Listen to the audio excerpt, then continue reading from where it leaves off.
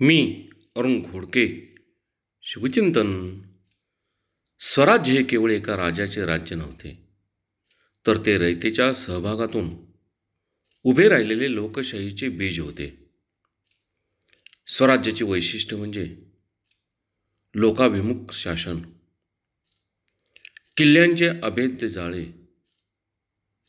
सर्वांना समान न्याय, बलशाली आरमार आणि कडवी शिस्त, कठोर शासन.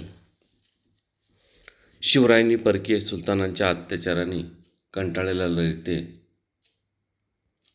मध्ये आपले राज्य, आपल्या लोकांचे राज्य ही संकल्पना रुजवली.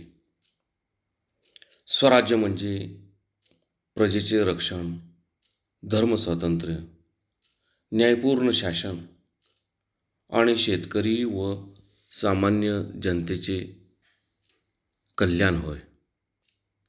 स्वराज्य म्हणजे केवळ राजसत्ता नव्हे, ते होते आत्मसन्मानाचे, धर्मसंरक्षणाचे आणि लोककल्याणाचे पवित्र व्रत.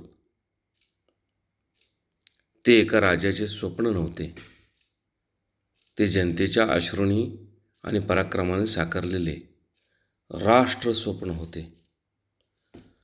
धर्माच्या नावाने अत्याचारी राज्य चालवणाऱ्या मध्ययुगीन सुलतानांच्या कालखंडामध्ये स्वराज्यासारखे लोककल्याणकारी राज्य या देशामध्ये निर्माण होऊ शकते, हे शिवरायांनी प्रथम प्रत्यक्ष दाखवून दिले. बहुत काय बोलणे. राम, कृष्ण, हरी.